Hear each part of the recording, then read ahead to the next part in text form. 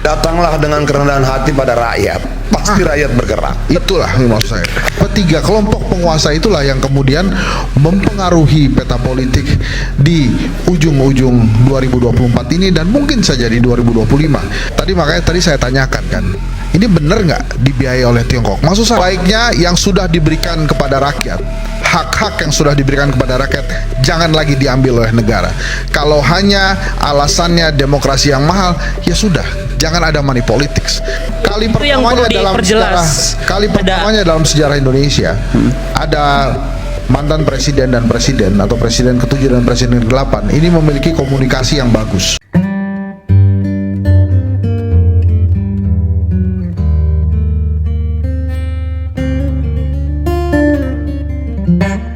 Oke, untuk politik, sebetulnya di 2024 lahirlah 3 golongan penting di Indonesia.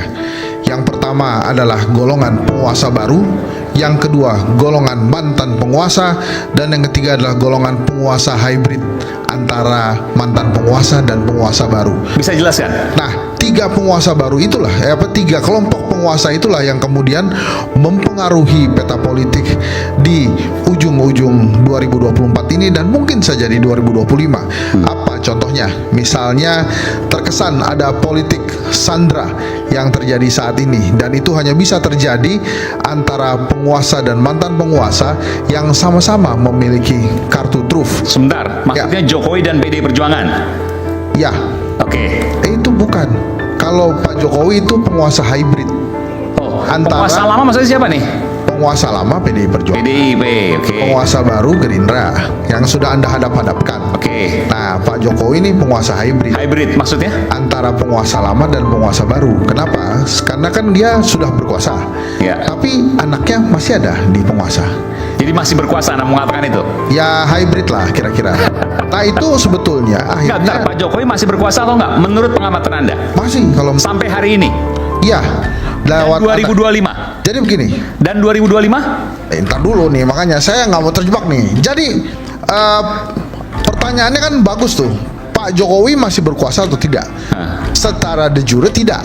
Ya. Tapi secara fakta pengaruhnya masih besar. Melalui apa? Misalnya melalui Coman, melalui Mas Gibran, dan teman-temannya yang berada di koalisi Indonesia Maju. Jadi secara pengaruh dia masih ada dan masih besar.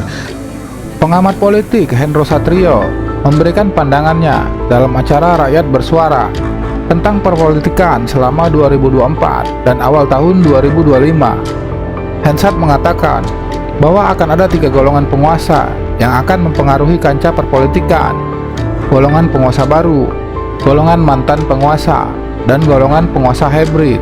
Ketiga golongan inilah yang akan mempengaruhi permainan politik, salah satunya politik sandra yang akan terjadi di antara mereka, karena masing-masing memegang kartu truf lawan politiknya. Saya tambahkan ya Bang Eman. Enggak, pengaruh apa? Tadi kan mengatakan punya pengaruh dong. Pengaruh apa sih?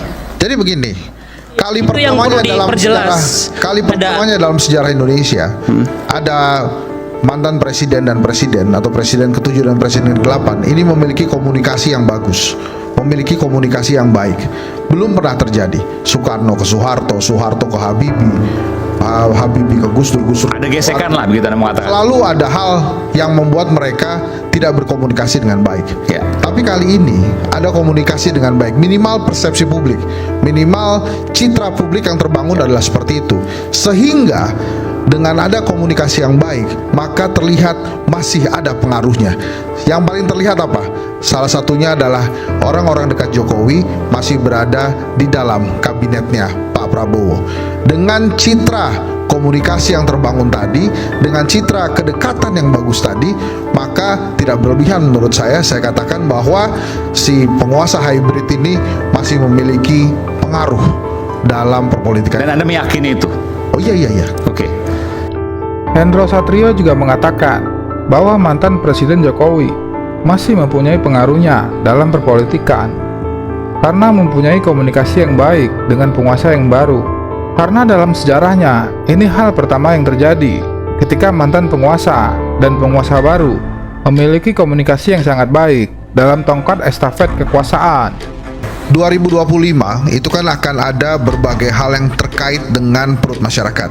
ada PPN, penyesuaian tarif pajak PPN 12%, kemudian kita juga akan masuk ke Ramadan, kemudian ada Idul Fitri, ada pembayaran hutang negara dan lain-lain. Sehingga memang kondisi keuangan kita, setuju dengan Bang Adian, mungkin saya tidak baik-baik saja. Ditambah lagi ada program bagus banget dari Pak Prabowo, makan bergizi gratis, yang itu sampai hari ini kan juga masih jadi misteri, karena kabarnya Tiongkok akan membiayai program makan siang bergizi gratis itu. Nah, pertanyaannya adalah kalau Tiongkok membayar atau mendanai itu, mensponsori itu, Tiongkok dapat apa?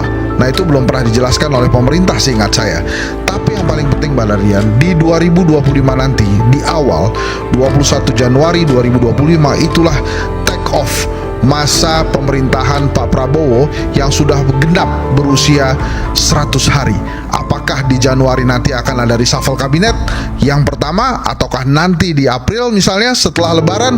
Tapi yang jelas saya mengharap di kuartal pertama 2025 mitigasi masalah-masalah ekonomi rakyat, perut rakyat, dan tentu saja stabilitas ekonomi harus terjadi. Bila tidak terjadi di kuartal pertama, berat di kuartal-kuartal selanjutnya. Saya mau tanya pada Anda, Bung Hensa. Pengamat politik ini juga mengatakan bahwa ada tantangan yang berat di dalam pemerintahan yang baru, dikarenakan banyaknya pengeluaran dan hutang negara yang telah jatuh tempo yang harus segera diselesaikan. Sedangkan keuangan negara kita sedang tidak baik-baik saja. Hensat juga mempertanyakan kepada jubir pemerintah tentang isu yang berkembang yang mengatakan bahwa Tiongkok akan menjadi sponsor dalam program makan siang gratis pemerintah. Dan apa yang didapatkan Tiongkok bila memang isu itu benar terjadi? Kalau soal pilkada yang tidak langsung, apa pendapat Anda? Pilkada yang Dipilih oleh DPRD, gubernur, wali kota, kemudian juga bupati dipilih oleh DPRD, bukan oleh rakyat lagi lah. Sebaiknya yang sudah diberikan kepada rakyat, hak-hak yang sudah diberikan kepada rakyat, jangan lagi diambil oleh negara. Kalau hanya alasannya demokrasi yang mahal, ya sudah, jangan ada money politics. Kalau alasannya tidak ada money politics, demokrasi yang mahal, tolong jangan ada bansos. Sehingga memang disiapkan begitu saja. Rakyat memilih, rakyat bersuara, itulah yang terjadi. Maka demokrasi tidak akan mahal, tidak akan kacau juga. Karena menurut saya, bila sudah diberikan kepada rakyat, jangan diambil lagi. Rakyat sulit sekali mendapatkan mendapatkan haknya pada saat diperbolehkan menentukan kepala daerahnya. Jadi biarkan saja rakyat memilih. Oke. Di akhir statementnya, Hensat juga menanggapi soal wacana pilkada tidak langsung. Ia mengatakan bahwa hak yang sudah diberikan jangan diambil lagi oleh negara, walau dengan alasan biaya mahal. Kalau mahal, berarti jangan ada money politik, ujar Hensat. Pengamat politik ini juga menambahkan, pemerintah jangan gengsi untuk meminta kepada rakyatnya bila memang keadaan keuangan negara sedang tidak baik-baik saja, karena rakyat kita dikenal paling dermawan sedunia. Dengan kerendahan hati, mintalah kepada rakyat, pasti rakyat akan membantu. Jadi menurut saya ada permasalahan yang bukan sedikit selalu dilupakan oleh pemerintah saat ini tentang komunikasi. Makanya tadi saya tanyakan kan, ini benar nggak dibiayai oleh Tiongkok? Maksud saya, kalau memang dibiayai, sampaikan. Saya udah dibantah tidak? Belum dibantah. APBN 71 triliun, betul demikian? Nggak dibantah. Nggak ada kaitan. Kan pertanyaan saya adalah, apakah benar bahwa makan siang bergizi gratis dibiayai oleh Tiongkok? Kalaupun benar nggak apa-apa, tapi diomongin aja, supaya masyarakat juga tahu apa kondisinya bangsa ini hari ini. Kalau tadi Bang Adian, Inang sudah menyampaikan, Mas Rio juga sudah menyampaikan, memang kondisinya ekonomi kita berat. Uang kita berat, kita nggak punya uang, ya udah ngomong aja. Rakyat Indonesia menurut World Giving Index itu dermawan nomor 1 di dunia. Jadi artinya kita oke kalau diminta membantu negara, tapi komunikasi yang benar. Jangan ada yang tidak transparan dan ditutup-tutupi. Kalau memang harus dibantu, bilang ke rakyat, kami perlu dibantu, negara ini perlu dibantu, rakyat akan bantu. Saya yakin itu. Datanglah dengan kerendahan hati pada rakyat, pasti rakyat bergerak. Itulah maksud saya.